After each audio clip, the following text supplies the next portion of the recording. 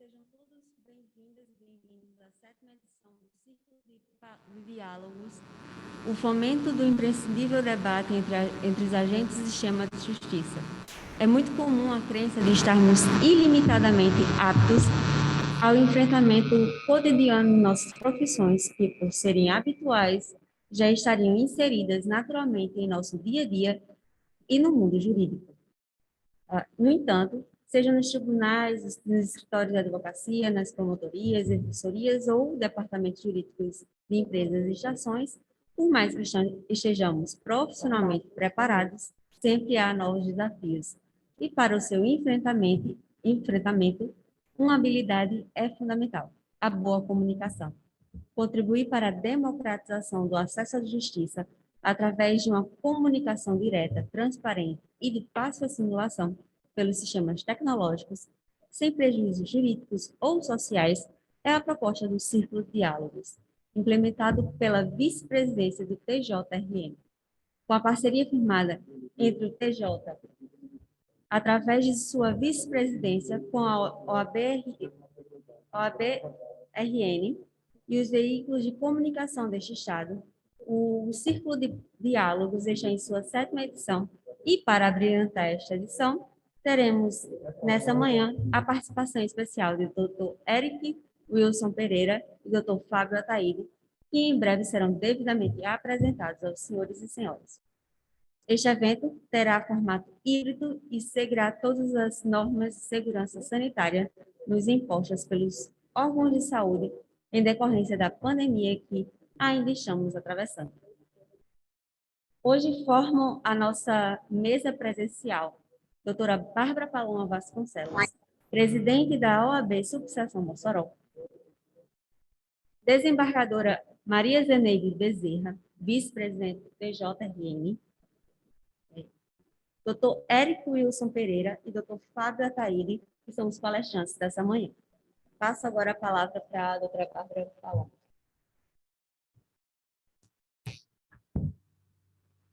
Bom dia a todas, bom dia a todos. Quero aqui, em nome da desembargadora Zeneide, saudar aqui a todos os nossos colegas palestrantes, doutor Érico Pereira e doutor Fábio, para dizer que é uma grande alegria, uma grande satisfação recebê-los aqui na nossa casa. Doutor Marcel ali, nosso colega de luta, né? Doutor Marcel também. A todos os que nos assistem, né, pelo meio virtual, e dizer que, mais uma vez, a gente se sente muito honrado em receber representantes do Poder Judiciário nessa casa, realizando esse diálogo institucional tão importante, essa aproximação entre as instituições, para nós democratizarmos o nosso debate, democratizarmos a justiça e garantir conhecimento também e acesso de forma facilitada a todos nós que fazemos a justiça e o Poder Judiciário, cada um dentro das suas atribuições e dentro das suas funções. E, para a gente não demorar muito, já que é um trabalho um pouco mais hoje informal, né? Quero passar aqui a palavra para a desembargadora Zeneide.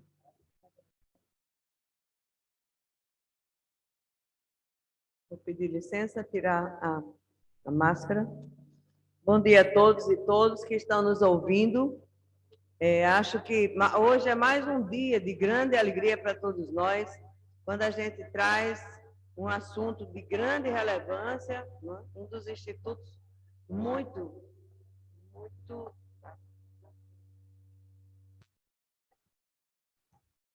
Desculpe, Alexandre? Se Alexandre estiver por aí para dar uma organizada aí no som, porque eu acho que está dando microfonia.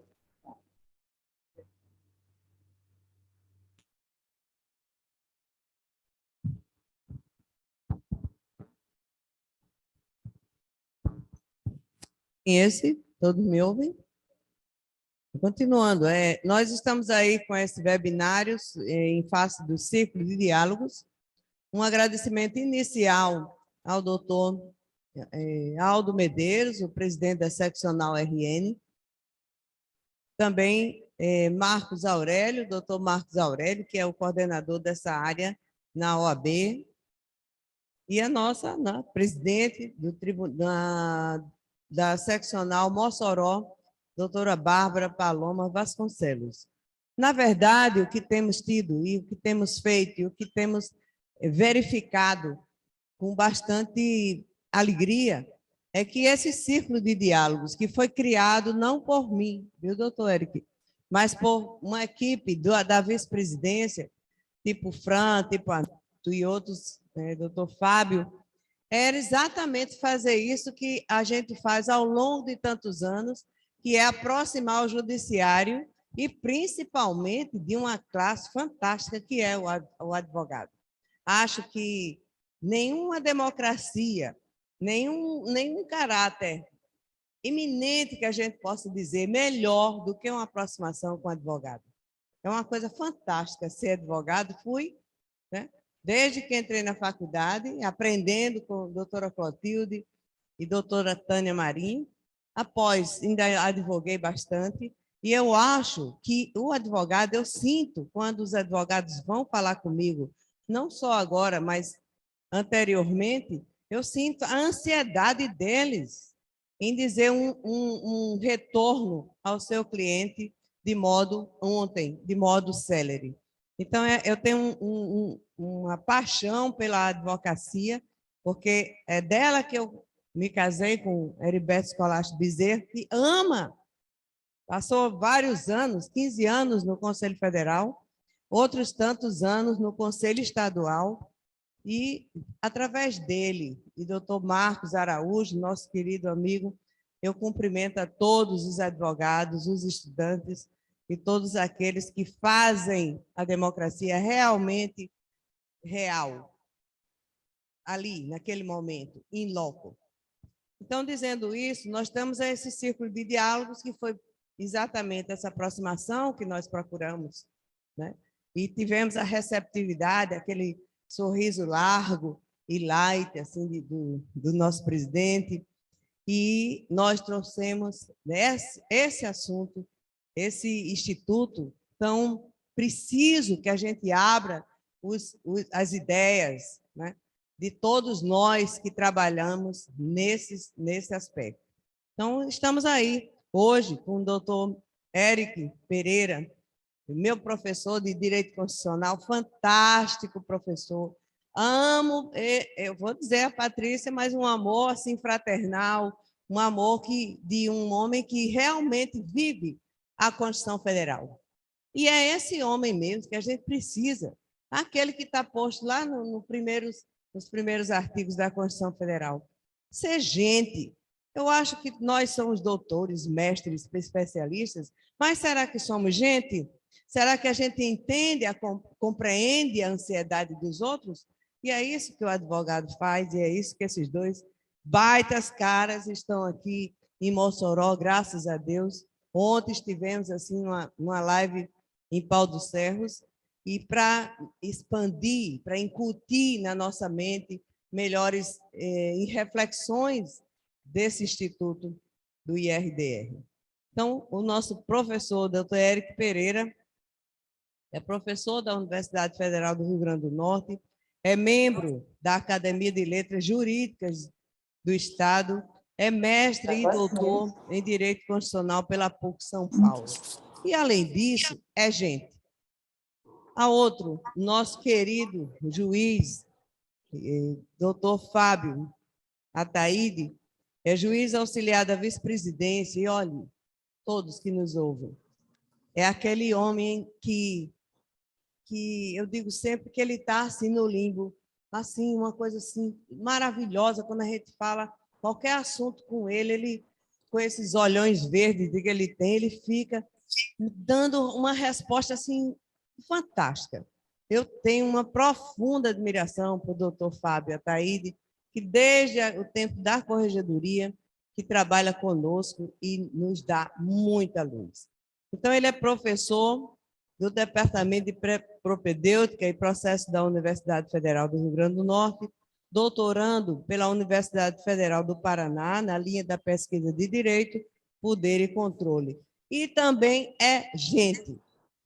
É isso que eu digo, não só esses títulos de doutores, mestres, especialistas, mas que compreende a ansiedade daqueles, principalmente os mais humildes, que precisam de nós. E um obrigado, então, inicialmente, a todos que conosco comungam dessa vontade de chegar perto, dessa vontade de que a gente possa realmente dizer de uma cidadania real, in loco. Então, muito obrigada. Que nossa Santa Luzia está nos mandando fluidos positivos para que a gente possa incutir na mente de cada um que está nessa sala muitos ensinamentos, orientações e reflexões, principalmente a respeito de um tema tão salutar. Obrigada a todos. Passar aqui para o doutor Fábio, que vai dar início aos trabalhos. Bom dia a todos. Bom dia para quem tem bom dia. Era essa saudação que eu recebi do doutor Vicente Venâncio, presidente da ordem daqui. Sempre que ele chegava, quando eu fui juiz em Mossoró, sempre que ele chegava lá no meu gabinete, ele olhava para mim e disse: bom dia para quem tem bom dia. Eu não me esqueci. Toda vez que eu dou um bom dia, eu me lembro de doutor Venâncio. Quero homenagear todos os presentes. Estou vendo aqui o doutor Tibério, Marcel, doutor Érico, com satisfação, a desembargadora Zeneide, presente, doutora Bárbara. É uma grande satisfação, representante dessa, vamos dizer, nova fase dos advogados da OAB do Rio Grande do Norte, a renovação.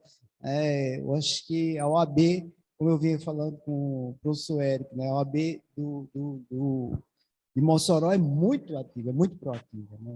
É uma marca. Meus cumprimentos a todos, a plateia, André, Ribamar, Fran, aos organizadores do evento, parabenizar a todos pelo esse encontro. Eu acho que nós não temos registros de encontros organizados assim,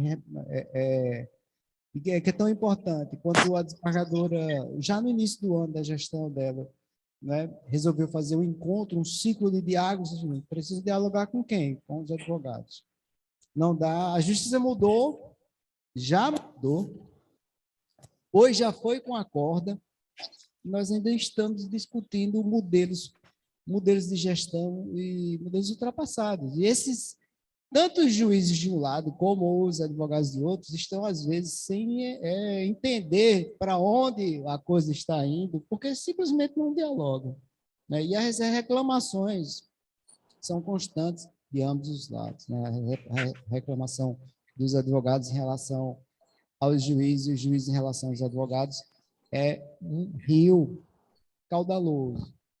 Eu fico muito satisfeito de estar aqui em Mossoró, fui juiz muito tempo, e sempre eu digo que me tornei juiz em Mossoró, é um laboratório para qualquer magistrado, ninguém passa por Mossoró sem experienciar uma relação muito rica com a OAB, com os conflitos, com o drama da família, né? Então, eu não me esqueço das experiências que tive aqui e carrego até hoje.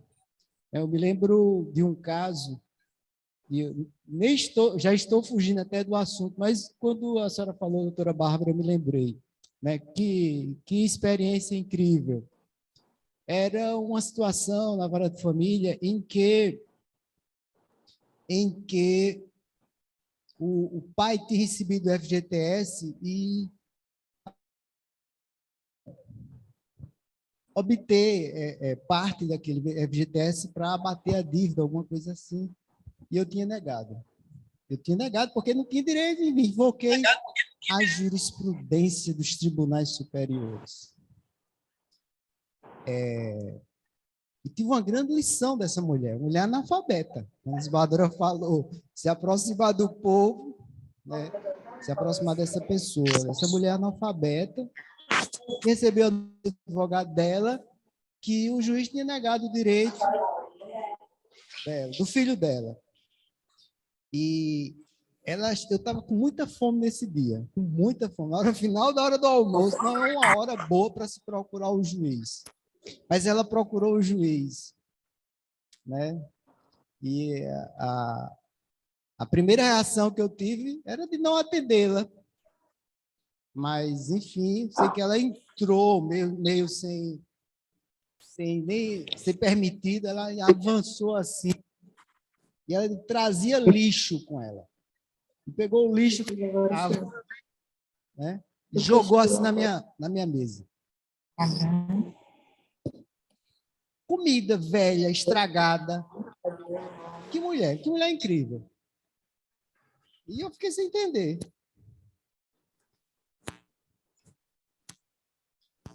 Eu estava com fome, ela também, o filho dela também. Ela disse, isso aqui é que o meu filho está comendo hoje. Que lição eu tive.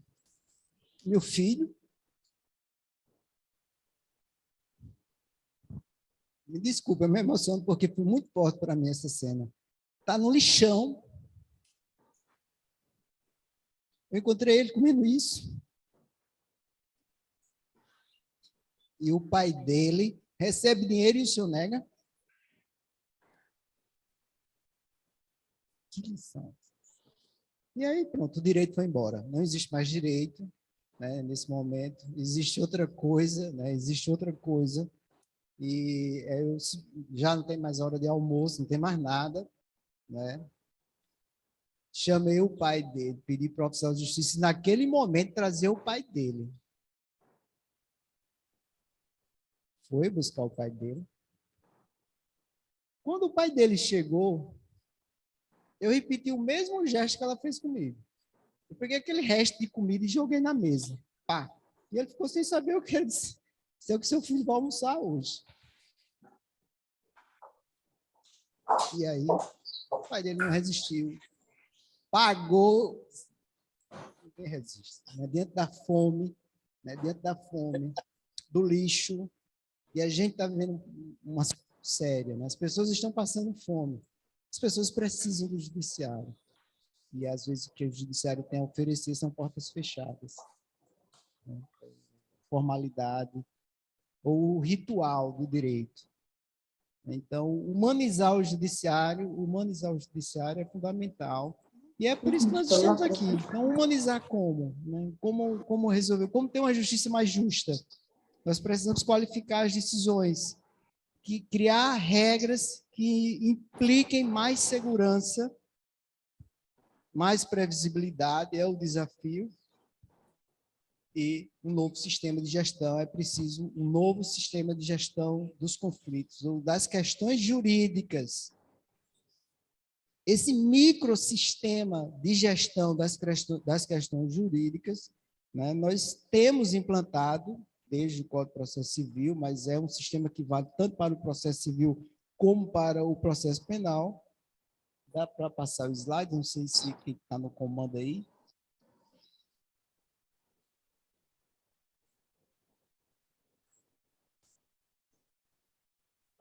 Foi federal ou foi estadual? Tem, Fran, o slide? É que é assim, quando você chega...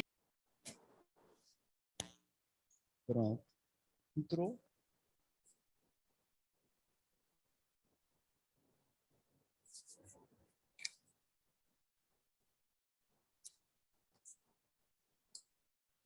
Pronto. Então, vou abreviar um pouco minha fala. E esse novo sistema de gestão, né, de conflitos, de gestão de massa, esse microsistema de gestão, é o incidente de resolução de demanda repetitiva. Então, o incidente de resolução de demanda repetitiva, né, ele vai estipular teses, abstrativizar o julgamento de teses jurídicas que são conflituosas, são divergentes e que se repetem em inúmeros processos. Então, como veja, no modelo atual, cada questão controvertida, cada divergência, ela é decidida individualmente e até que se pacifique no Tribunal Superior, isso leva anos e, às vezes, décadas. O judiciário não consegue dar vazão à quantidade de questões jurídicas controvertidas que existem. Só temas, né, dos dois tribunais superiores, nós temos quantos temas? Eu nem sei dizer, mas já passa de milhares, mais de 1000 temas, que são questões controvertidas que estão em discussão nos tribunais superiores. Mas aqui embaixo, nos estados, quais são as questões controvertidas e quantas questões controvertidas ainda não chegaram nos tribunais superiores? Nós podemos esperar e quantas questões jurídicas controvertidas estão no primeiro grau, sendo amadurecidas para subirem aos tribunais e daí se transformarem ainda em outras questões controvertidas de segundo grau, para depois se uniformizarem. Isso demora. Em sociedade de massa, os conflitos são de massa. E as soluções também devem repercutir do mesmo modo. Soluções que sejam atentas a essa problemática. Então, a forma de gestão dos conflitos de massa são as teses jurídicas. Estabelecer a abstrativização dos conflitos. Você pega um conflito e abstrativiza para os outros conflitos semelhantes, iguais ou semelhantes. Como fazer isso no segundo grau? Bom, exatamente esse é o que, justamente por isso que nós estamos aqui. É possível você abstrativizar questões jurídicas controvertidas que só tem no primeiro grau, abstrativizar para todas as questões, todos os processos semelhantes. Isso se faz por meio de um incidente simples. É um incidente simples, um incidente de resolução de demanda repetitiva. É um método de gestão de massa de conflito para questões controvertidas e que se repetem em inúmeros processos. E uma vez decidido esse incidente, a questão problemática de todos os processos fica superada. E esse incidente pode ser decidido nos tribunais de justiça ou nos tribunais regionais. Então, não precisa esperar que o Supremo ou o STJ, né, usando a metodologia dos repetitivos, estipule uma tese jurídica controvertida. É possível que qualquer advogado, qualquer parte, qualquer juiz, qualquer promotor, qualquer defensor faça uma simples petição ao presidente do tribunal e diga: presidente, admita o meu incidente nessa questão jurídica que se repete e que é controvertida.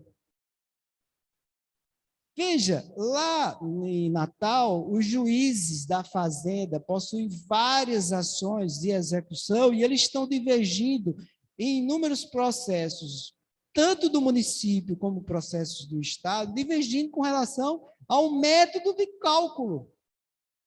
Qual é o método de cálculo? Alguns juízes entendem uma, outros entendem de outra forma, alguns têm recursos, os recursos também estão divergindo. Por que não instaurar um incidente para definir somente aquela questão que é apenas jurídica, não precisa de audiência, não precisa de nada, para que se decida aquilo? Quem julga esse incidente é um órgão colegiado do tribunal, definido pelo seu regimento, como se instaura o incidente por meio de uma simples petição, uma pessoa legitimada, uma parte, um advogado, promotor, Ministério Público, e aí se estabelece uma tese.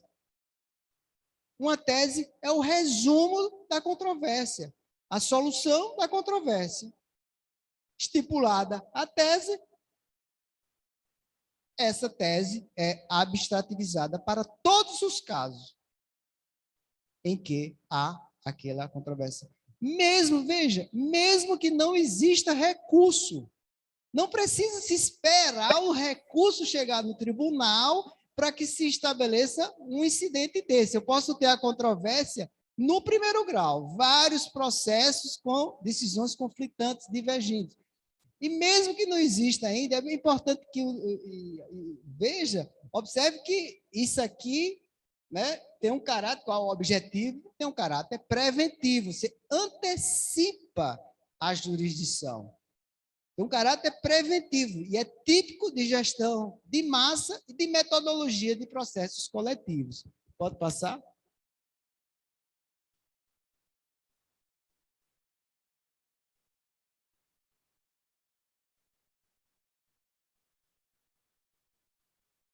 o julgamento, embora seja em um processo concreto, esse processo concreto ele não será julgado. Então, quando se faz o incidente ele não leva o processo para o segundo grau. O processo permanece lá. O incidente leva só a questão controvertida para o segundo grau.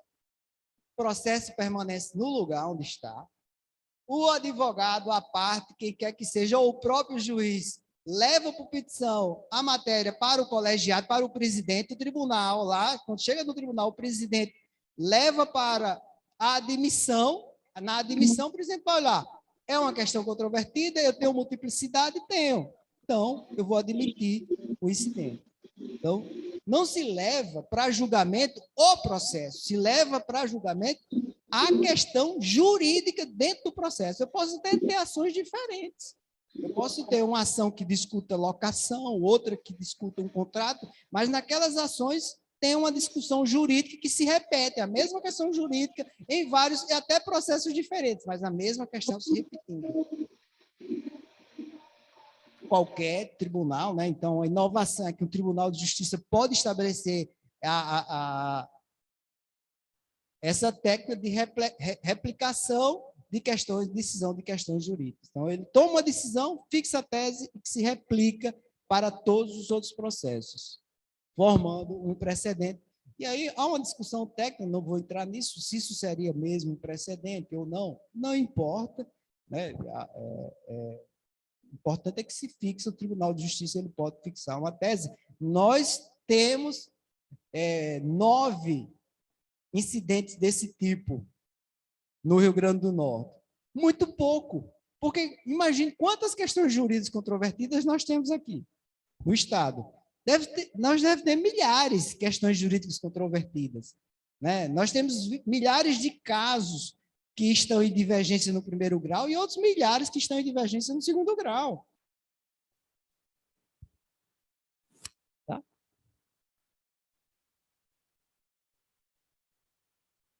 Pode passar também esse. O requisito é muito simples, então, a admissão do incidente desse é repetição de processos, faz uma petição ao presidente demonstrando que há repetição de processos. A controvérsia, a questão é jurídica, está controvertida, e, evidentemente, existe um risco de isonomia à segurança jurídica. Quer dizer, eu posso ter uma questão jurídica, posso ter em vários processos, mas se a questão é decidida de forma igual por todos os juízes, eu não tenho um risco à isonomia, né? Eu tenho que provar ou demonstrar que as decisões são conflitantes e isso gera um risco de a isonomia à segurança jurídica. Veja, nós temos já um incidente instaurado pelo próprio Centro de Inteligência da Corregedoria. A Corregedoria tem um centro de inteligência e identificou uma questão controvertida e recebeu uma provocação de um juiz, e o juiz, né, encaminhou, disse, está acontecendo isso. Eu estou decidindo de um jeito, mas o meu vizinho está decidindo daquele outro jeito. E isso em processos que vão gerar 12 mil ações. Imagina aí, eu tenho 12 mil ações, 2 juízes decidindo de um jeito, coloca lá os relatores, os desembargadores que vão decidir de outro jeito. Imagine-se quando é que vai terminar a discussão disso.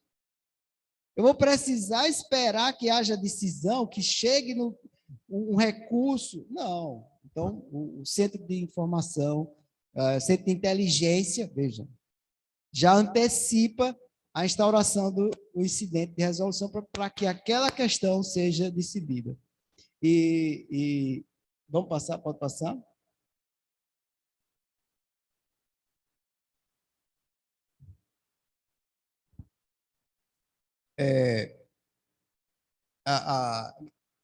Para facilitar a simplicidade do Instituto é tão grande que não precisa que essa divergência esteja no segundo grau. Então, o relator, o desembargador, ele pode instaurar o incidente se existir algum recurso no segundo grau. Tudo bem. Desde que esse recurso ainda esteja pendente de julgamento. Se o recurso já foi julgado, não cabe mais instauração do incidente desse tipo no segundo grau, no Tribunal de Justiça.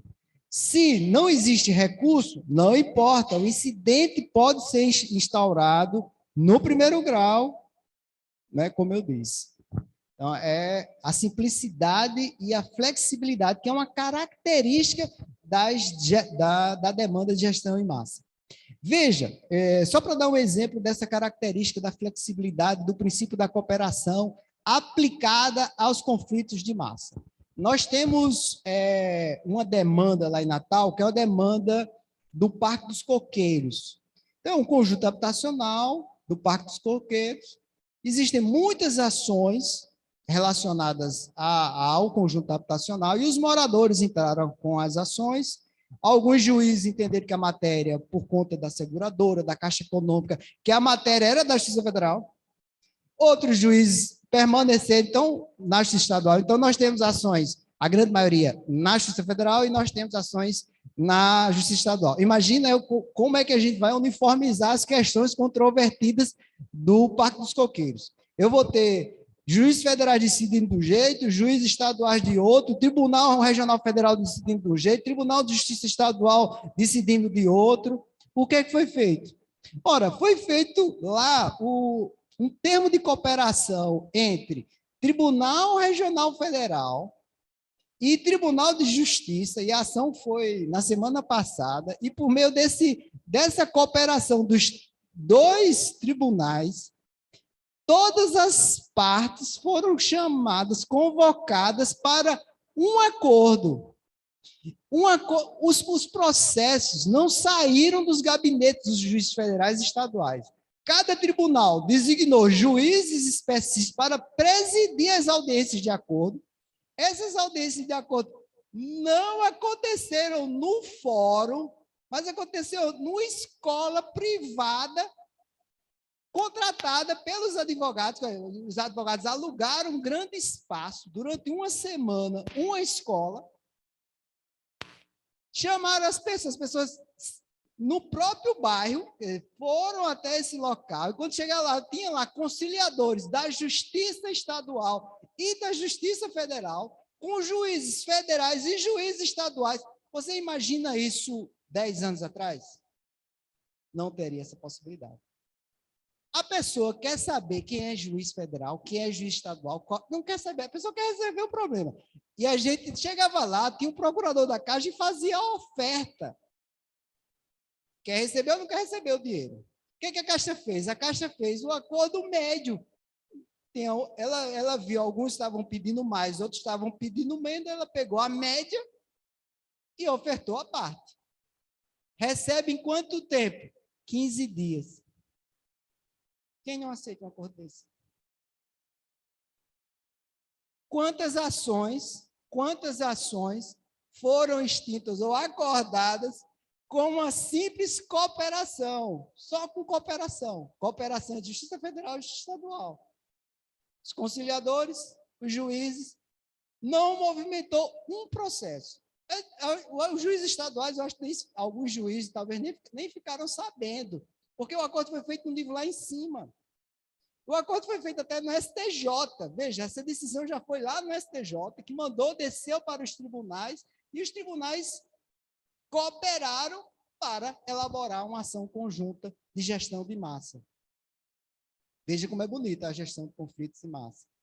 E uma das características do conflito de massa é a flexibilidade. Você não vai conseguir utilizar os métodos tradicionais para a gestão de massa.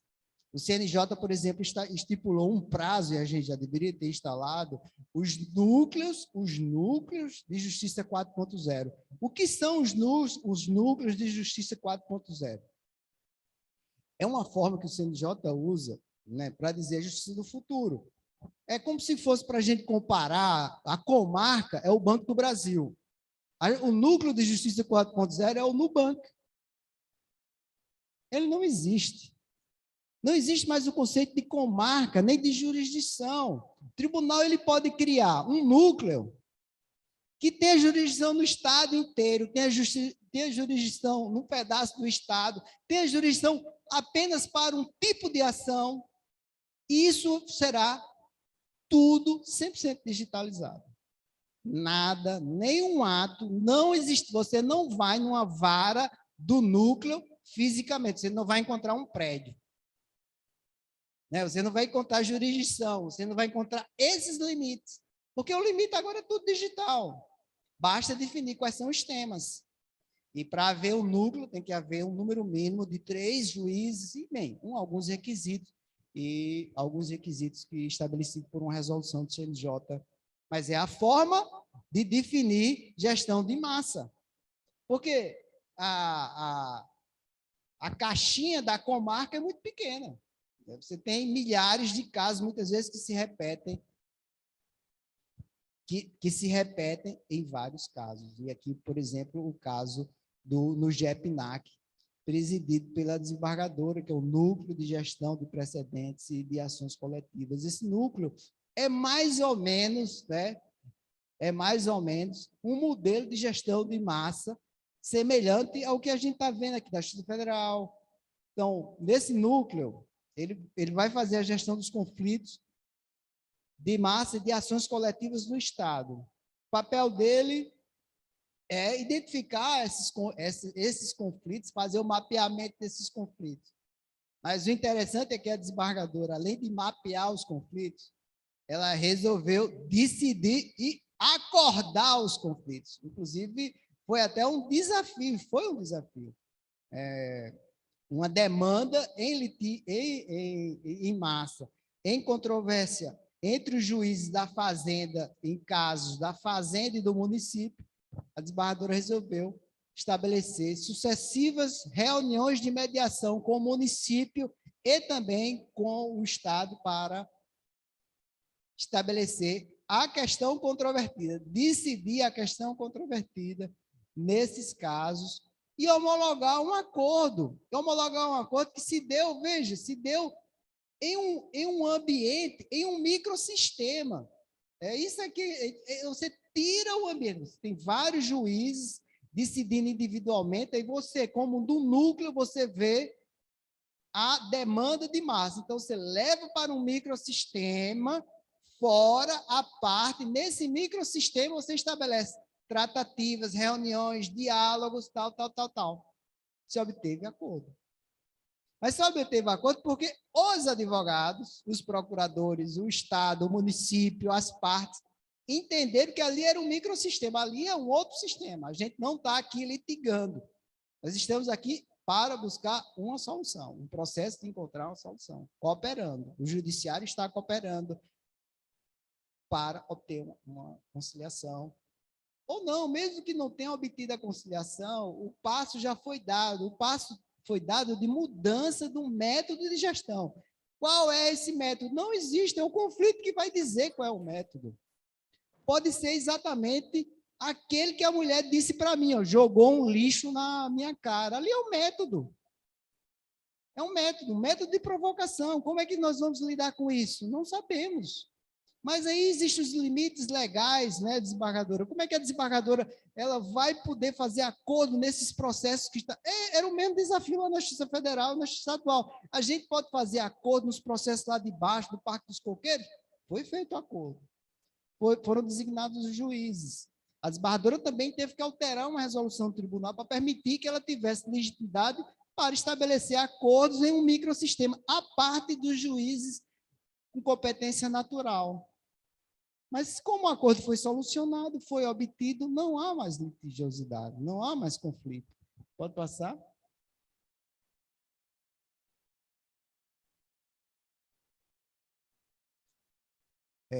Pode passar isso aí.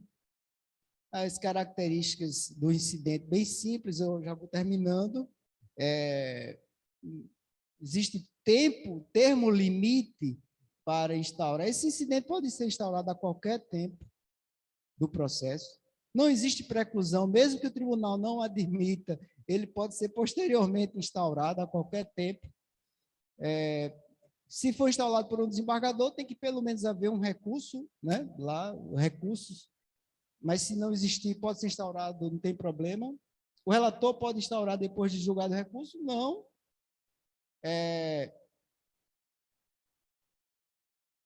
Se pode existir vários incidentes instaurados em relação à mesma questão controvertida, todas serão reunidas em um único processo que adquire um númerozinho.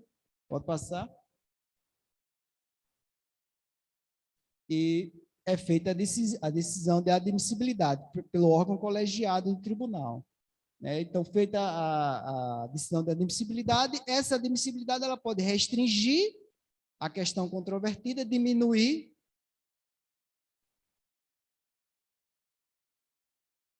inclusive, essa questão controvertida ela pode ser nacionalizada, né? A parte pode pedir que a tese definida no tribunal seja nacionalizada. Veja o grau de abstrativização. A partir de um caso de Mossoró, você pode abstrativizar essa decisão para todos os casos no estado do Rio Grande do Norte e ainda pode nacionalizar, abstrativizar mais ainda, a partir de uma decisão do tribunal aqui, você levar a decisão para o nível nacional.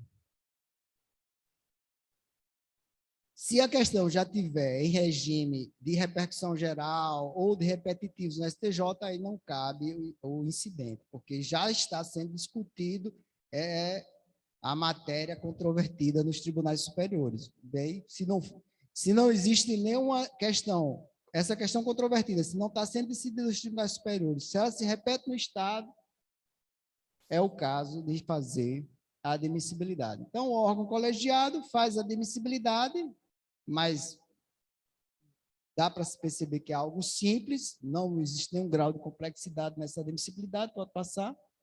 Como as matérias são meramente de direito, vai para um relator, a desembargadora, inclusive, é relatora de uma questão controvertida. Veja que ela pode tomar uma decisão nesse incidente aí e vai valer para todos os casos. Todos os casos. É uma decisão lá de uma vara da fazenda, lá de Mossoró, uma questão controvertida entre os juízes fazendários.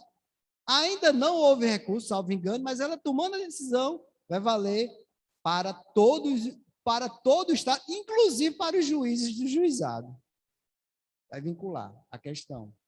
Então, o que ela vai fazer? A decisão de afetação, que é a organização disso, né? Então, vai entender qual é a estratégia. Como eu disse, não existe uma estratégia, o que vai fazer? Bem, é o caso, é o problema, estamos numa demanda de massa, como vamos fazer? Então, vai ter que suspender todos os processos, comunicar todos os juízes, ouvir o juiz, o Ministério Público, as partes, e convidar, e aí vem a questão da participação democrática do judiciário. Estabelecer audiências públicas, receber amicus curiae, audiências públicas para ouvir as pessoas, os interessados, os peritos, as pessoas técnicas, sobre a questão controvertida. Comunicar ao juiz de origem, juiz de origem, tem um incidente aqui, aguarde, quando eu decidir, eu lhe comunico e você dá continuidade ao seu processo, vai fazer sua audiência, mas já sem saber, sem precisar ter dor de cabeça com essa questão controvertida. Pode passar? Então, o roteirozinho, né? Suspende os processos, vale para todo o Estado, requisita as informações, intima o Ministério Público, pode avocar o recurso, se existir algum recurso de segundo grau, para decidir a questão controvertida, né? Faz um contraditório ampliado chamando outras pessoas que normalmente não estariam no processo, né? Usando, inclusive, a possibilidade de audiências públicas para dialogar com a sociedade. Então, o caráter social do incidente, por meio do contraditório ampliado, é muito grande, né?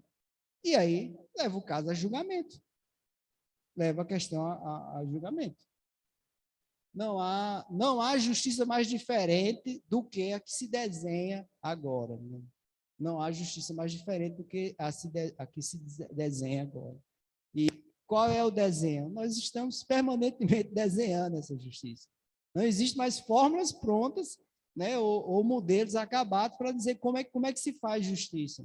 Então, a ideia de paz hoje, de processo de construção de paz, é mais ou menos isso. Não existe paz como um destino, um lugar a chegar, mas sempre é um caminho. Encontramos um caminho.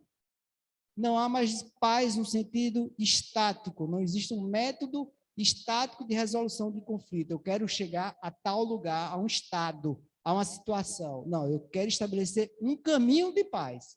Estabeleça o caminho, os processos, e aí você estará em paz. Em processos, não em destinos. Não sei se eu fui difícil, mas porque a lógica do judiciário era estabelecer a paz por um destino, uma sentença, uma decisão, um momento crucial, que era o momento de paz. Agora, não, esse momento, ele perde sentido para todo o processo de cooperação, de diálogo. Isso que nós estamos fazendo aqui é um rico processo de construção de paz, porque nós estamos, desde juízes e advogados, discutindo problemas do judiciário e sem nenhum dizer para o outro qual é a solução. Eu não sei, e muito menos vocês, mas nós, quando discutimos, nós podemos encontrá-la. É o princípio de paz transracional. A ideia de paz transracional é a ideia de paz que está acima das verdades. A minha verdade e a sua verdade, agora ela pode ser superada por uma outra verdade que nem eu conheço nem você, é a nossa verdade construída. Quando nós começamos a dialogar, nós vamos encontrar, né, algo transracional, acima das nossas racionalidades. E eu acho que isso também está presente em uma construção de demanda desse tipo no IRDR. Pode passar? Pronto, eu acho que nosso papel na vice-presidência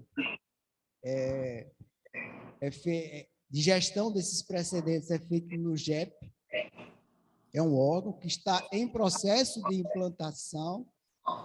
Nós precisamos de mais IRDRs, e quanto mais IRDR, mais gestão de massa nós temos. O tribunal ainda precisa de mais conflitos, precisamos de mais conflitos. Agora, de que tipo de conflitos?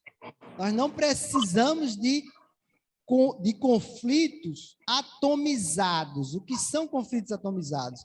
Conflitos atomizados são conflitos que são analisados na sua individualidade.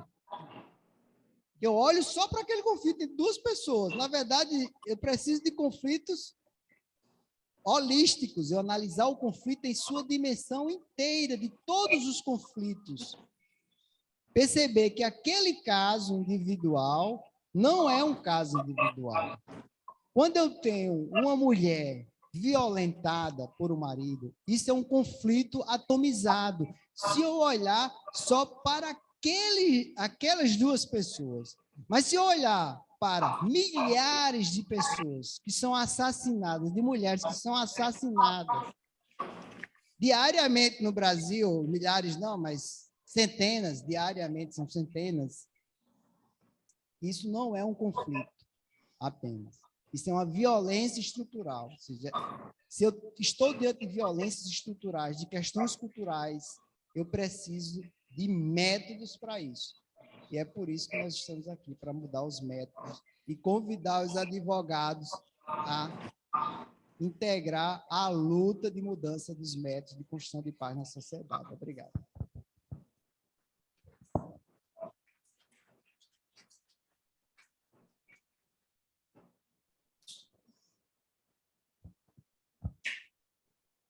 Doutor Eric.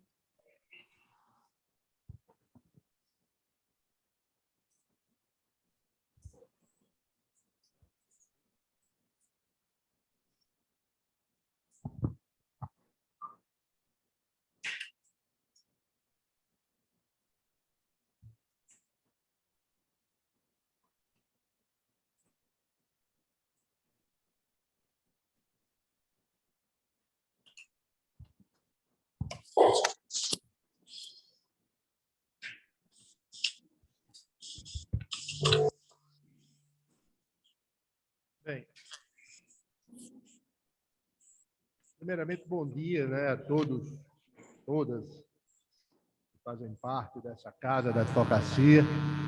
É uma satisfação imensa voltar aqui a Mossoró, na minha casa, Eu gostaria de saudar, primeiramente, a desembargadora Zeneide.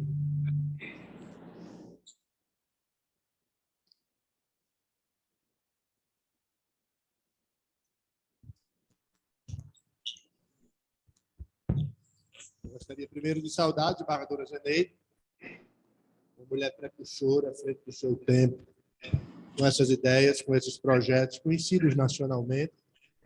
Antes mesmo de iniciar a palestra, eu estava conversando aqui com a Adamec, que hoje está no CNJ, diante dessas ideias em que se discute a aproximação da justiça.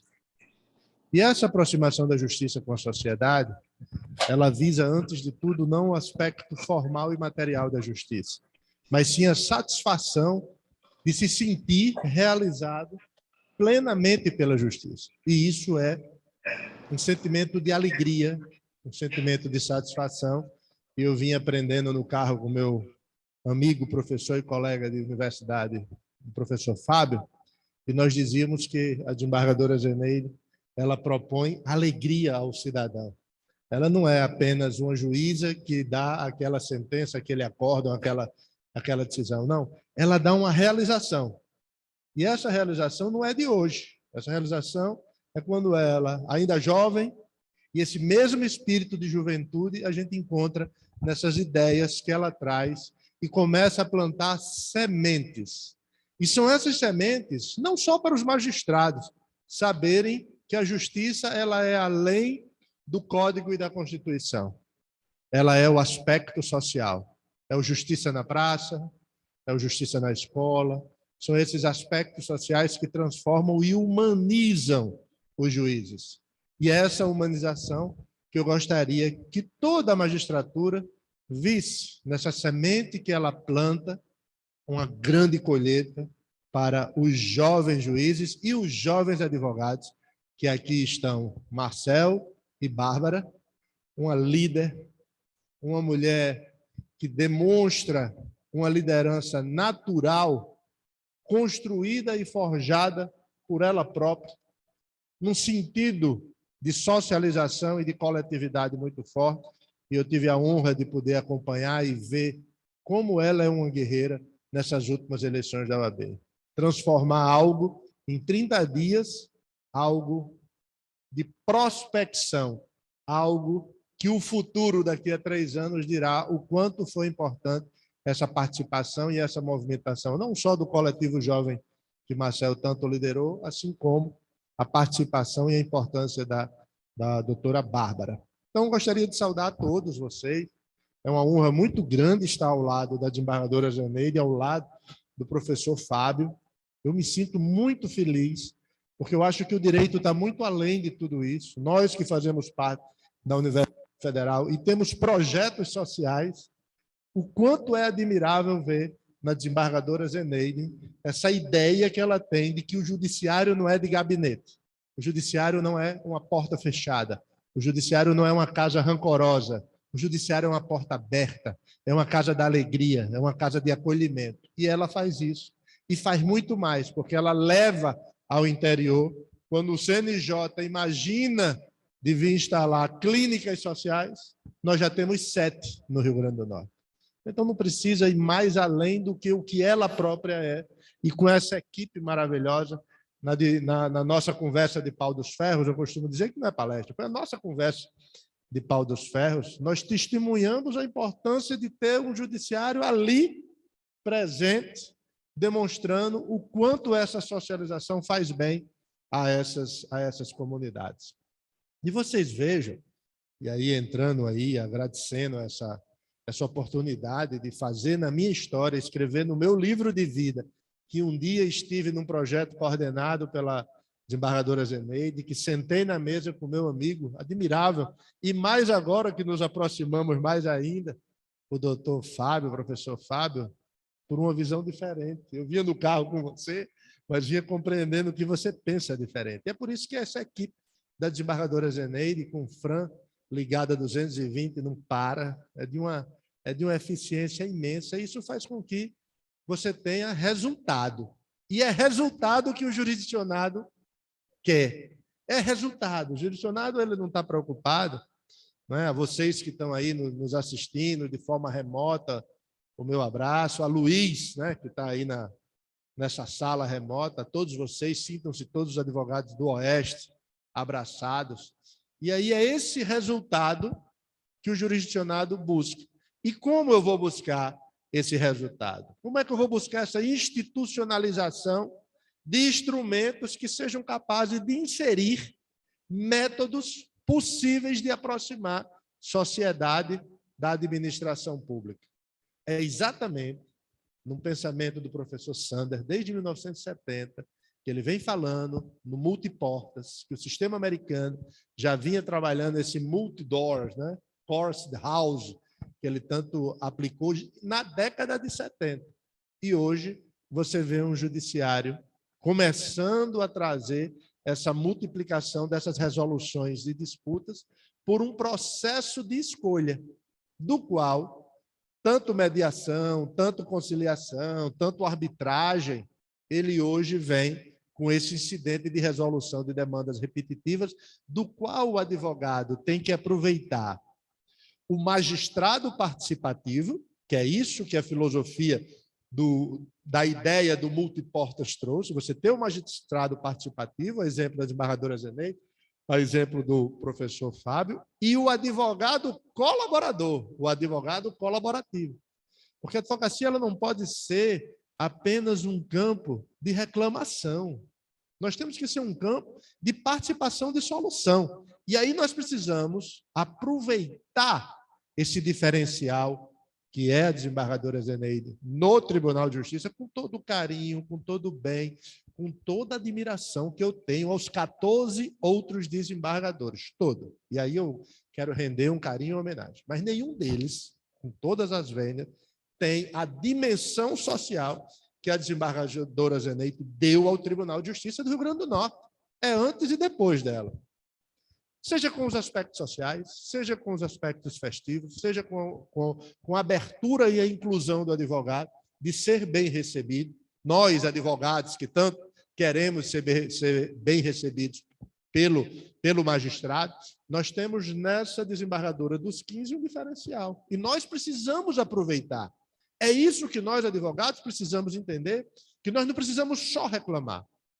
Quando se fala de litigiosidade, de litigância, de querência, quando se fala de todo esse movimento, tudo se resume a uma palavra. A palavra é morosidade. Ok, é morosidade. O que é que nós, advogados, podemos fazer como colaborador desse processo, já que somos indispensáveis à administração da justiça? Esse não é o grande reclamo do advogado? Artigo 133, preciso ser atendido, o advogado é indispensável. Então, essa indispensabilidade ela precisa transformar o conjunto de, muitas vezes, críticas mal colocadas em uma ação, em um movimento. E qual é o movimento? É colaborar com essas ideias que são implementadas por magistrados que vêm na frente, que têm visão de futuro. Enquanto o CNJ imagina criar metas e clínicas para poder diminuir a palavra morosidade, nós temos aqui no Tribunal de Justiça do Rio Grande do Norte, reconhecido nacionalmente, alguém que já faz isso, alguém que já tem uma equipe super eficiente. A equipe não é nunca diferente daquele que é o referencial dessa equipe. Isso é fato. O fruto não vai cair longe da árvore, né? Os bons frutos não caem longe da árvore. Então, essa problemática que nós temos, de quanto mais procura o judiciário tem, nós vivemos uma média entre 90 e 100 milhões de processos. O Justiça em Números é quem traz isso. Então, é cientificamente comprovado. E essa ideia de um judiciário grande, de um judiciário moroso, de um judiciário lento, ele precisa de soluções para diminuir essa morosidade. Quanto mais o juiz trabalha, mais vai aparecer demanda. Isso é natural. Não imagina quem não conhece efetivamente um magistrado dedicado e entender que ele trabalha manhã, tarde e noite, sábado e domingo, às vezes perde horas até com sua família para estar decidindo alguns conflitos individuais e imagine que isso vai solucionar a morosidade. Não. Morosidade só será resolvida no dia em que a advocacia entender que, além dos conjuntos de conciliação, mediação, arbitragem e do incidente de resolução tão bem posto, eu acho que mais claro do que foi posto aqui, todo o procedimento e toda essa técnica que foi posta, que não é difícil, nós apenas precisamos que o advogado colabore, perca a timidez e saiba não banalizar o Instituto, porque o que acontece às vezes é uma banalização. Você veja que o incidente de uniformização de jurisprudência já é uma realidade na Justiça do Trabalho. Você veja que as súmulas vinculantes é uma realidade no Supremo. Vocês vejam que os recursos repetitivos é uma realidade no STJ.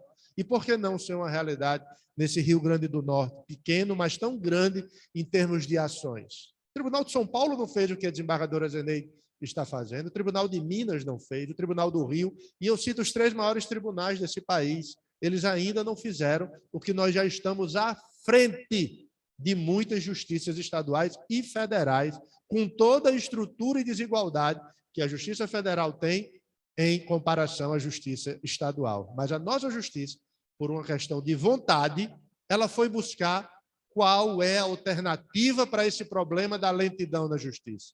O que é que nós precisamos fazer para fazer esse enfrentamento, se existe uma problemática natural entre aumento de demanda e, à medida que o judiciário ele é acesso à justiça como princípio constitucional, ele gera o que os advogados tanto reclamam, que é a questão da morosidade. Então, a advocacia ela precisa ser partícipe, parceira de ideias e de ações. Em Pau dos Ferros, né, a gente conversava sobre esse mesmo tema, e eu dizia que existe o discurso, o conteúdo dogmático e a ação, o conteúdo pragmático. Nós precisamos, no sistema brasileiro, não é só o discurso, não é o mestre, o doutor, o pós-doutor, com todas as vendas, os meus amigos de academia, não é só esse discurso. Porque o que soluciona para o cidadão, a partir do exemplo que o doutor Fábio trouxe, é a ação que a desembargadora Zeneide trouxe. É o pragmatismo, é a resolução, é o acontecimento, é estarmos aqui presentes na cidade de Mossoró, ontem em Pau dos Ferros, antes de ontem em Pau dos Ferros, e a gente demonstrar o que é possível ser feito com essa advocacia colaborativa, com essa importância de você abrir a ideia do multidor, né? Dessa multiplicação de portas para que você traga esse incidente de resolução como algo possível de ser solucionado. Então, essa demanda que nós vivemos de 100 milhões de processos, né? Essa demanda, e aqui tem muita informação para que a gente pudesse passar, como a gente passou lá em Pau dos Ferros um bom tempo, né?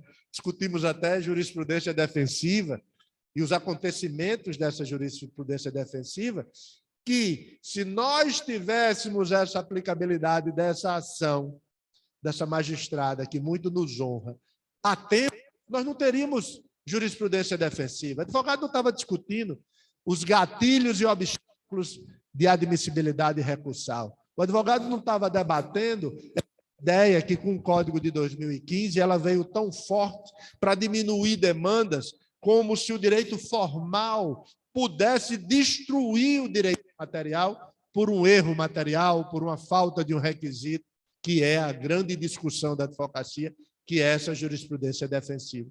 Então, esse incidente de resolução de demandas, se nós tivermos uma ideia que esses meios consensuais dessa solução de conflitos, digamos, muito recém-incorporados em 2015, formalmente, mas o Rio Grande do Norte já fazia isso desde a comarca de Ceará-Mirim, onde certa vez a desembargadora Zeneide, ela não contou isso, mas isso toca o meu coração. Ela pergunta ao agricultor, e você conhece o juiz, e o agricultor se benze em touros, e o agricultor se benze, né, desembargadora? Você veja a que ponto nós chegamos a imaginar essa ideia de que é realmente necessário haver essa diminuição de congestionamento por meios, né, que a gente possa incorporar essa conciliação, essa arbitragem e essa mediação. Então, o papel do juiz participativo, isso dissertação de um mestrado, eu até trouxe aqui o papel do juiz participativo na redução do congestionamento. É uma dissertação lá da PUC, né, da nossa escola, de Anselmo Laranja e Janete Simões. Eles trazem exatamente algo que nós estamos aplicando na prática.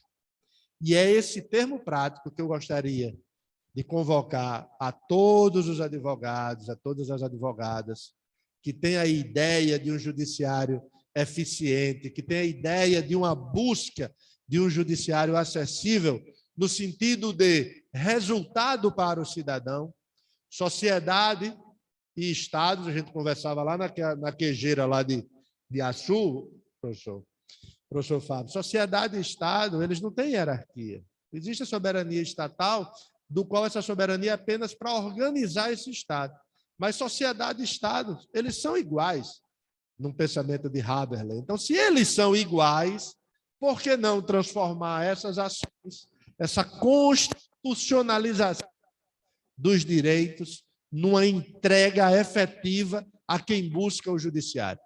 E esse exemplo, que aí eu vou finalizar com esse exemplo, eu não posso esquecer, eu comecei em Pau dos Ferros e agora eu vou guardar para esse meu final, foram 4.000 ações e mais de 2.000 agravos que num diálogo, a desembargadora Zeneide conciliou e deu um fim jurídico, ok, mas muito mais social para aquelas pessoas que estavam litigando em uma causa coletiva.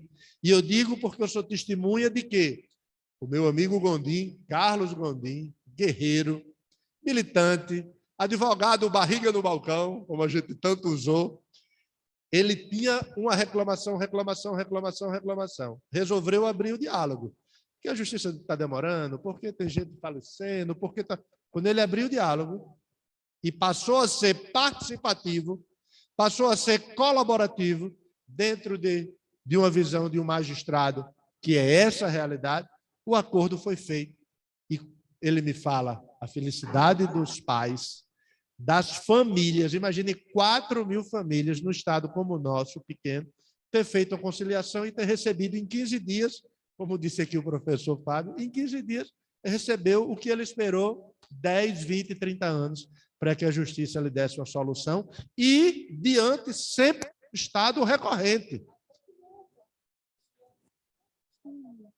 Exato, dentro desse coletivo, até para quem não era parte. Então, esse Estado que costuma praticar o chamado assédio processual, porque hoje o STJ, a ministra Nancy, ela já se constrói uma tese de que há um determinado abuso que caracteriza um assédio processual que pode gerar, inclusive, multa civil para quem exagera no número de recursos para que aquele litígio não termine. Então, eu quero parabenizar ao professor Fábio, meu amigo, agradecer à doutora Bárbara Paloma, que eu tenho admiração, já tinha uma admiração bem antes, e depois desse processo eleitoral da OAB, isso me aproximou muito dela, aumentou mais ainda o carinho e a admiração por ela, por uma líder do qual merece todas as nossas homenagens, a Marcel e a todos vocês que estão nos assistindo, e, sobretudo, a admirável desembargadora, antes de magistrada, uma figura humana, do qual todos no Rio Grande do Norte devem reverenciar as ações, o entendimento que ela é, antes de tudo, uma semeadora de ações sociais, não para nós advogados, mas, sobretudo, para vocês magistrados, que estão chegando e estão começando a construir a vida de vocês. Se cada um tivesse pelo menos uma ação, seja justiça na praça, seja justiça na escola, bastava uma ação, nós teríamos um judiciário diferente no Rio Grande do Norte e no Brasil. Muito obrigado.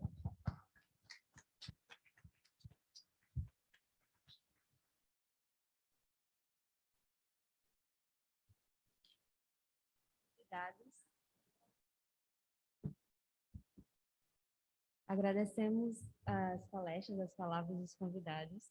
E passo a palavra para a desembargadora Zeneide.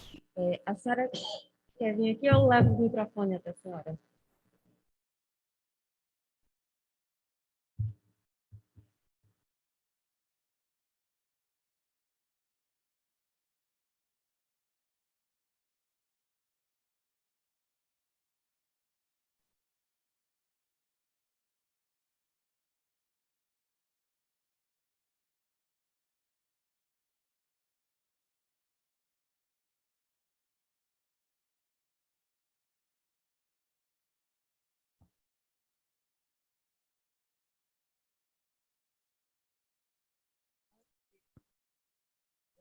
falar alguma coisa, eu convido, então, a nossa presidente da seccional, Coron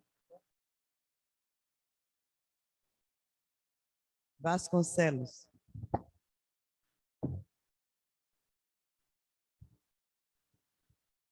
Naturalmente, doutora Bárbara,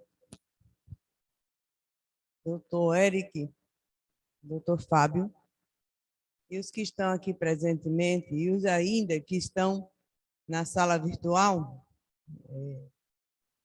os exageros aqui de doutor Eric é fruto de uma amizade muito grande, muito profunda. E aí a gente fica sem jeito até de falar alguma coisa. No entanto, a nossa visão realmente é essa visão de aproximação do judiciário. E isso, naturalmente, a gente teve exatamente em Touros, em 1980. Na verdade, foi ontem. E esse ontem eu transformei no hoje, quando eu disse que, como juiz, a gente tem um poder dos diabos. E a minha obrigação é o quê? Julgar. E sempre trabalhei com a minha equipe para que julgássemos tudo ontem.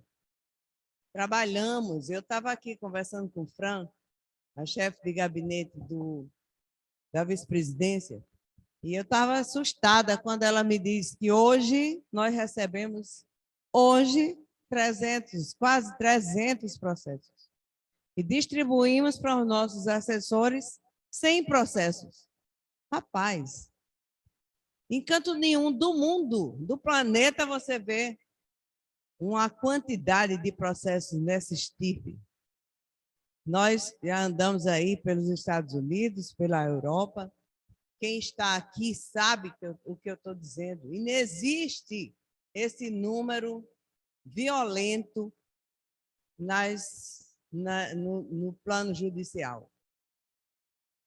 Mas o que eu tenho dito, Eric, Bárbara e Fábio, é que a Constituição Federal Cidadã, né, doutor Ulisses Guimarães, que faz muita falta ao Congresso, nós trazemos esse viés, essa leitura social através do NAPES.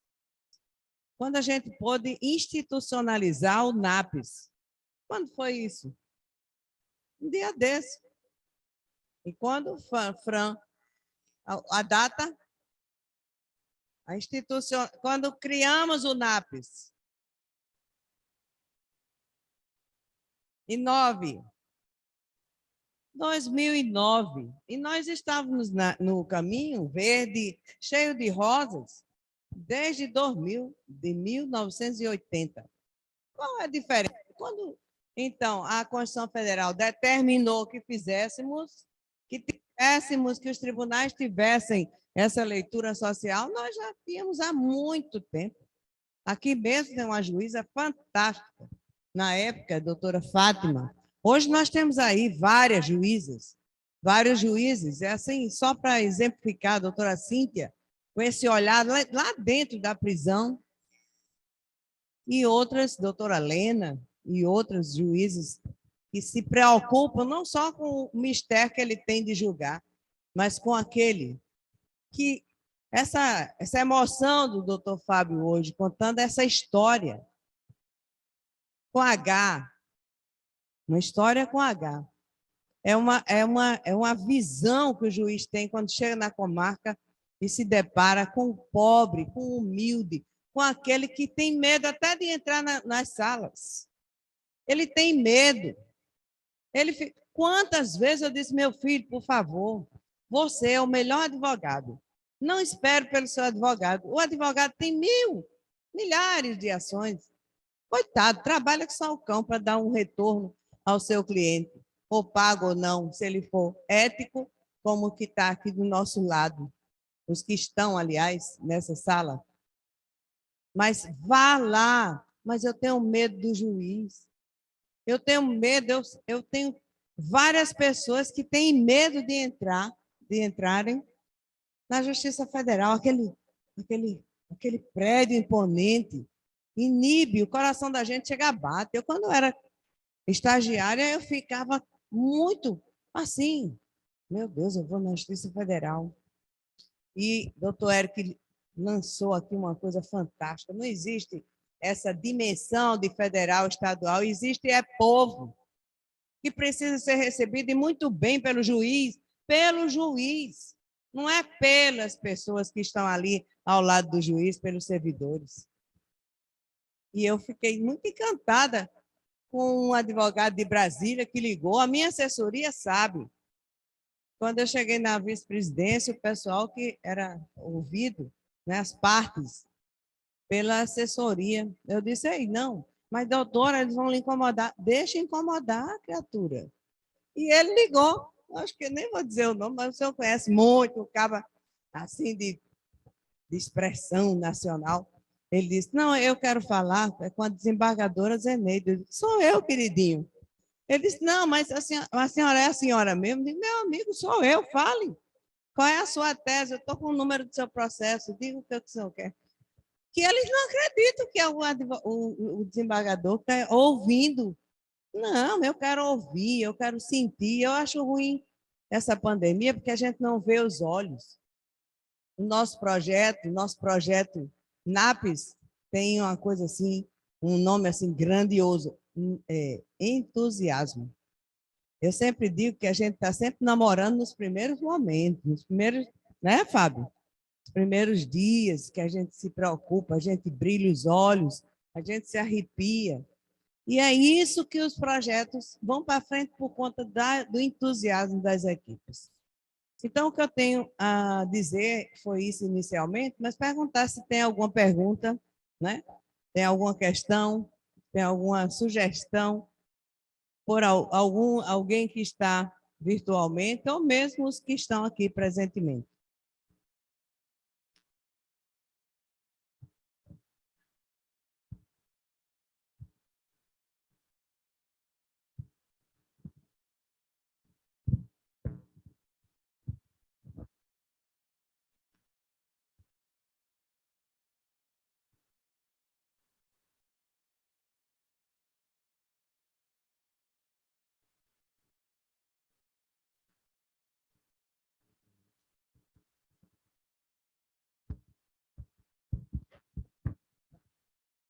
Bom dia, doutor Marcelo, pessoal aqui, os honrosos servidores do Tribunal de Justiça, o pessoal aqui que sempre nos atende da OAB, Nelly, Alexandre, a jornalista, ao doutor Eric Caldas, professor constitucional, não tive, assim, ser o seu aluno, mas sou especializado em constitucional e tributário pela Universidade de Potiguar e também graduado aqui, terminei em 2012, também pela Universidade de Potiguar. Doutora Maria Zeneide Bezerra, vice-presidente do Tribunal de Justiça, doutora Bárbara Paloma, presidente da OAB subsecção Mossoró, aliás, a primeira, né, a pioneira, mulher presidente aqui, e ela abriu o caminho, e é tanto que tivemos agora uma candidata na eleição, e o doutor Fábio Wellington Ataíde, que assim, eu só ouvia mais pelos programas televisivos, mas já cheguei a ver. Inicialmente, eu disse que era uma pergunta, mas eu queria, sem tomar o tempo de vossas excelências, externar um pensamento, se for possível. Ontem, eu acho que a doutora Maria Zeneide é daquela área, conhece muito bem Pau dos Ferros. Já tive também lá, inclusive tem uma tia que mora lá, é moçoroense, mas já muito foi para lá. Eu sou muito devoto, apesar de eu ser espírita, eu sou devoto, porque a origem do nosso país é predominantemente católica, mas nós somos um estado laico, leigo. Eu tenho muita devoção à Nossa Senhora da Conceição. E não é à toa que o dia dela é o dia de justiça. E aqui nós também somos abençoados pela padroeira Santa Luzia, que é luz. Inclusive, o nome da minha genitora é Lúcia, que vem desse. Mas eu quero dizer, para complementar aqui, esse exemplo que começou com o doutor Fábio, eu gostaria de dizer uma frase, utilizar frases aqui do saudoso mestre Rui Barbosa. A primeira é a seguinte: de tanto ver triunfar as nulidades, de tanto ver prosperar a desonra, de tanto ver crescer a injustiça, de tanto ver agigantarem-se os poderes nas mãos dos maus, o homem chega a desanimar da virtude, a rir da honra. Só um momento. A rir da honra, a ter vergonha de ser honesto. Esse foi conhecido como Águia de Aia. Outra coisa que foi bastante falado dentro da morosidade dessa questão da justiça, ele também diz que a justiça tardia é uma injustiça institucionalizada e quem não luta por seus direitos não é digno de si. Sobral Pinto, um advogado que vocês sabem melhor do que eu, sou novo, pouco novo, mas não, já tenho uma certa maturidade, tenho 32 anos, o que é que acontece? Ele diz que a advocacia não é profissão de covardes. E ontem foi muito interessante os exemplos aqui colocados por vocês sobre a questão do pai, que ia colocar, ele ia ter uma verba dele que é alimentícia, mas primeiramente se encontrava o filho. E aquilo que o doutor Fábio fez emociona, porque também ontem era dia da família, é considerado também o dia da família. E, continuando, ultimamente a gente vê tantas músicas retratando a questão da justiça. Essa novela agora, a música tema é Justiça Cega, Justiça, mas só um outro grande compositor nordestino, Jorge de Altinho, tem também uma música em ritmo de forró, sobre também a justiça, onde ele fala que a justiça está cega, que vai tratar esquece um exemplo, na música ele fala do crime organizado, mas com outros é mais severo, mas tudo bem. E em relação, por fim, José Ramalho, paraibano, tem uma música que também fala sobre a justiça, que também está...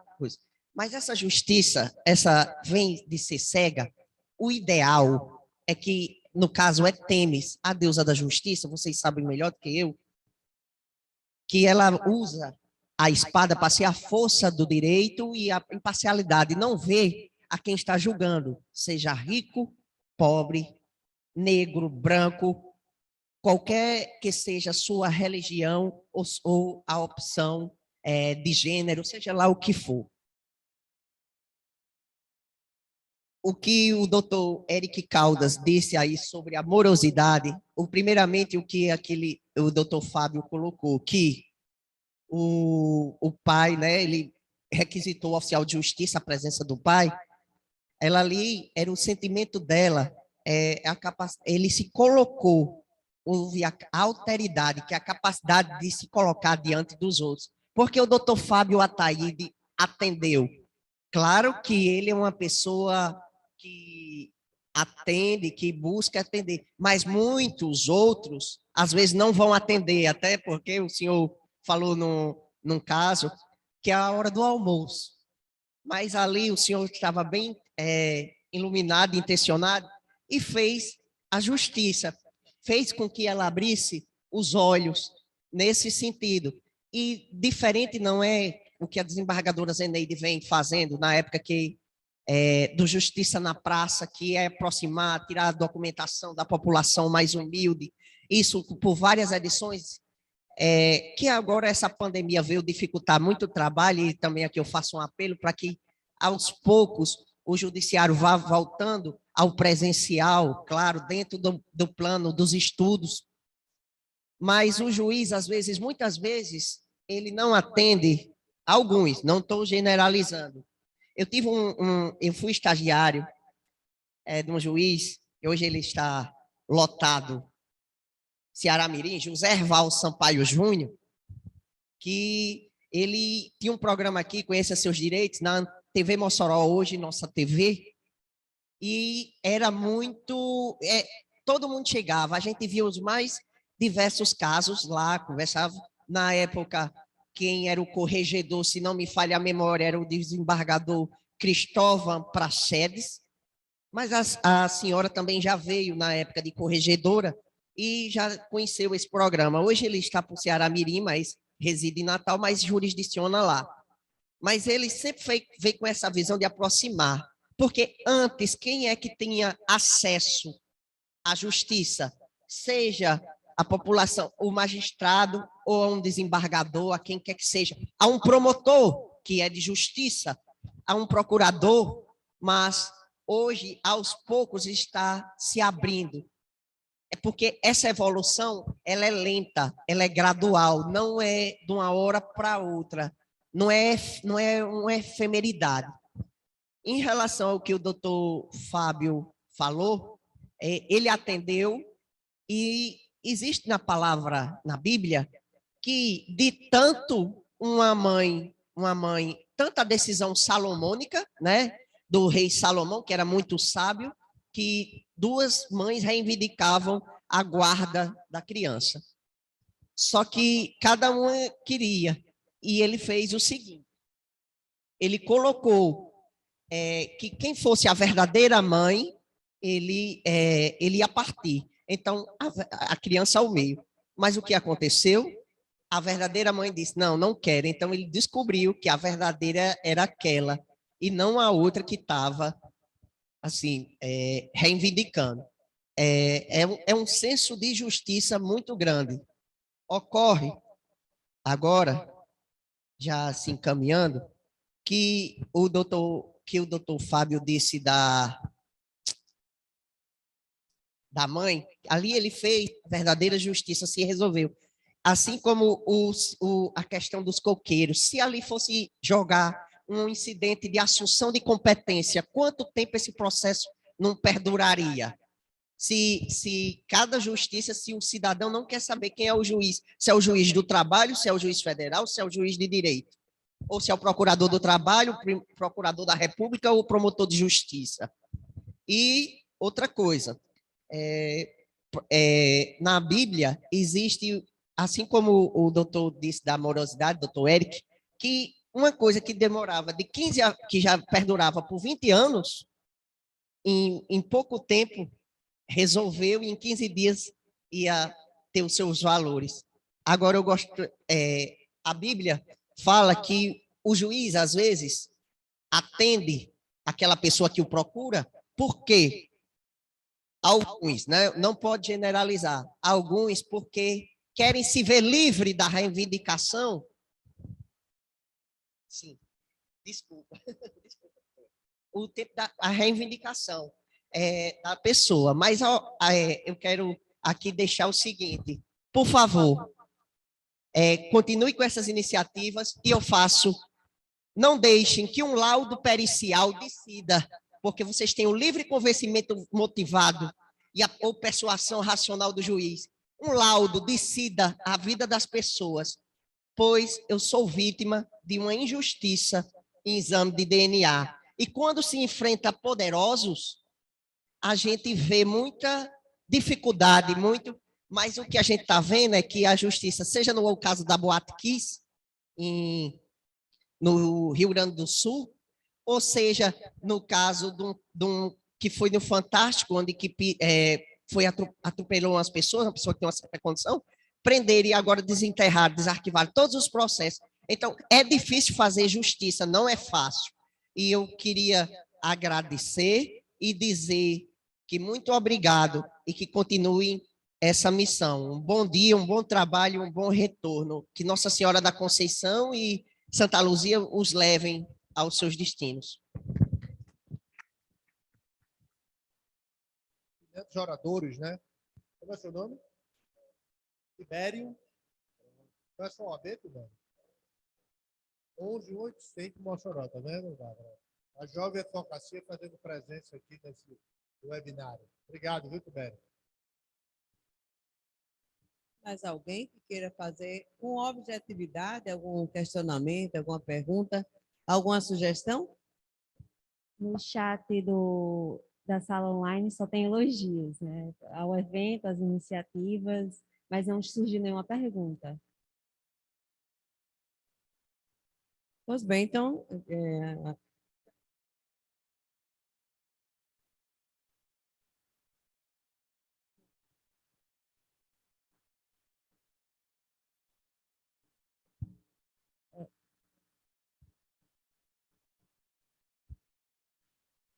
eu quero, para finalizar, agradecer à desembargadora Zeneide por ter nos procurado, por ter aberto esse canal de diálogo, dizer que, mais uma vez, reiterar a nossa satisfação, dizer que as portas estão sempre abertas. Espero que esse seja o primeiro de muitos, desembargadora. E agradecer aqui as presenças do doutor Fábio, doutor Eric, doutor Tibério, doutor Marcel, todos os nossos colegas que estão também nos assistindo de modo virtual, né? Eu vi aqui a doutora Judite, doutor Nicásio, Loia, doutor de Moura, né? Jobed, doutor Jobed também está aqui virtualmente. E desejar um bom dia a todos vocês, né? E até o nosso próximo encontro, né, desembargadora? obrigada a todos, mas, assim, coisas que a gente tem que dizer. Ainda há pouco eu falando aqui, disse que a vice-presidência recebe diariamente quase 300 processos, uma distribuição diária para os assessores de 100 processos. É muito alto esse número, é muito alto.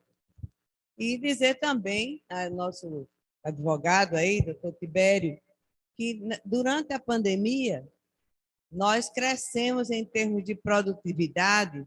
Nós, do primeiro grau, fizemos a produtividade em 92%. E nós, do segundo grau, tivemos 88%. Então, nós realmente trabalhamos muito.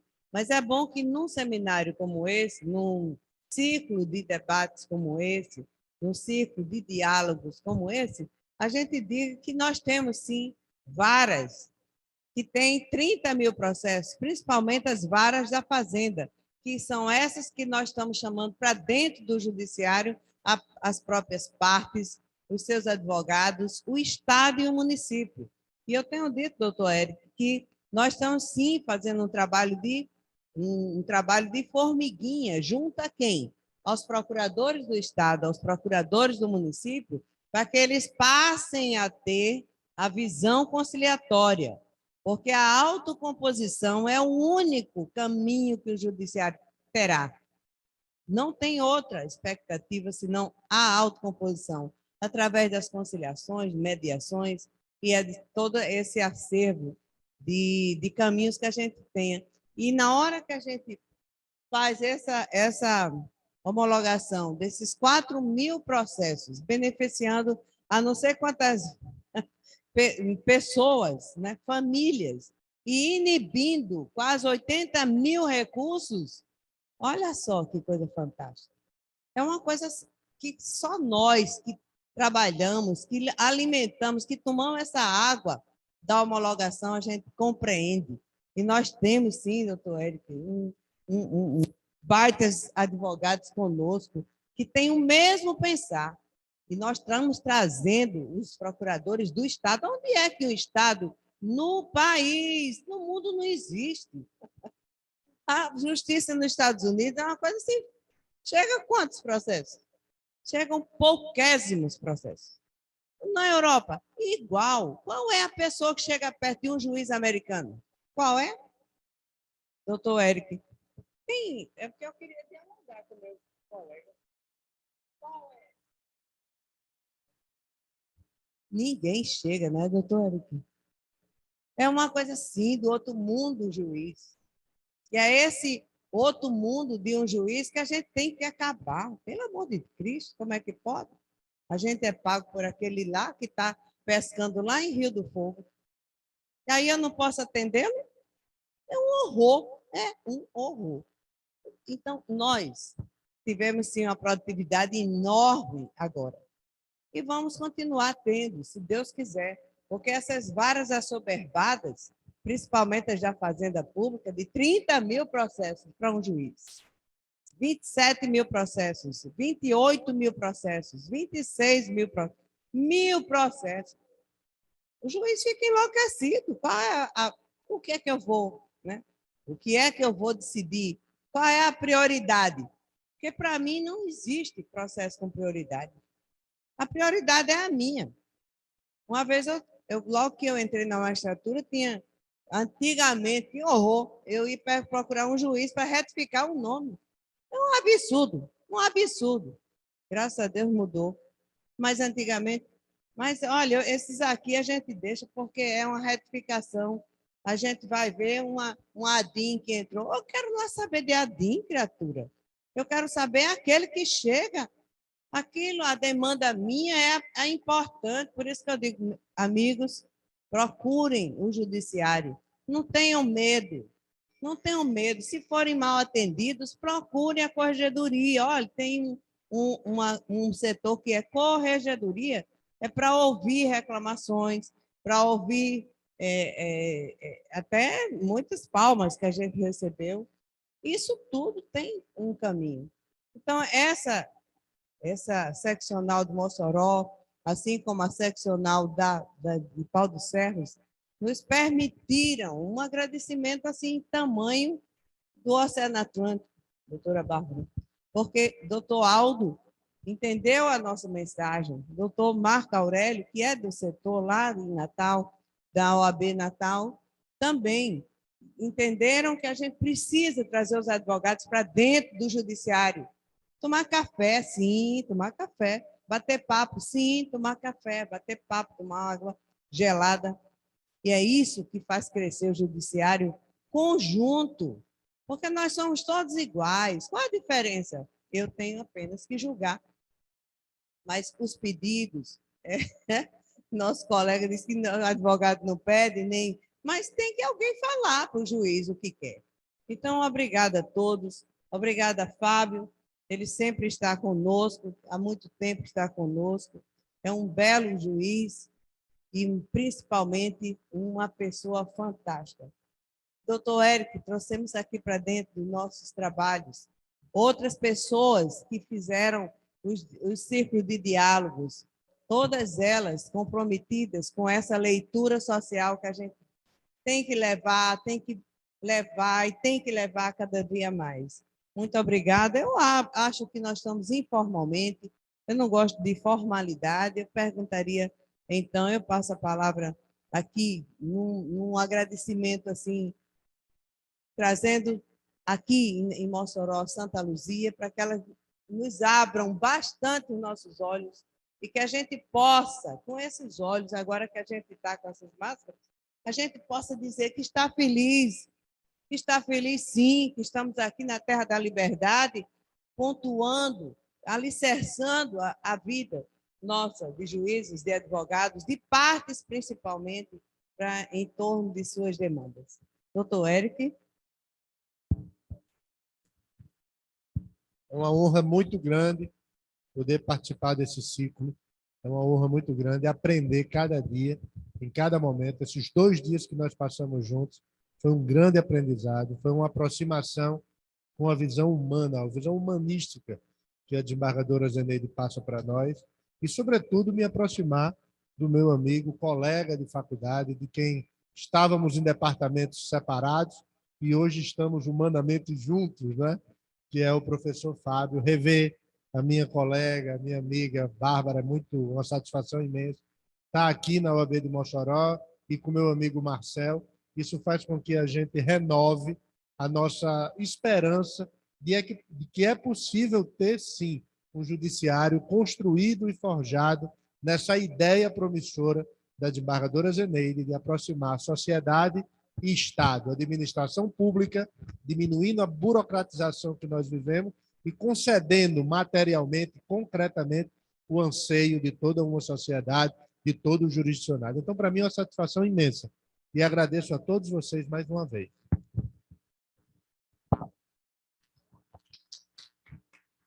Também agradeço as palavras Tibério também são bem marcantes. Eu sei da inquietação dele em relação ao Poder Judiciário, mas o Poder Judiciário não é apenas o Poder Judiciário formado pelos juízes, é o Poder Judiciário formado pela própria sociedade. Nós precisamos construir esse Poder Judiciário. Ele não se faz sozinho, né? Ele não está sozinho. Embora ele esteja isolado, isso passa. Obrigado.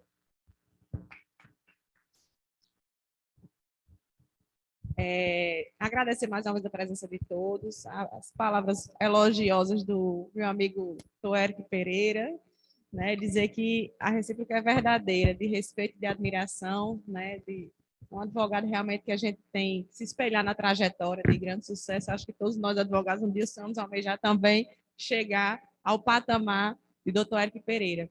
E quero mais uma vez reiterar e agradecer a presença de todos e a gente pode encerrar os nossos trabalhos. E mais uma vez, a desembargadora Zeneide agradecer e que venham os próximos ciclos de diálogo e dizer que a casa está sempre aberta e à disposição.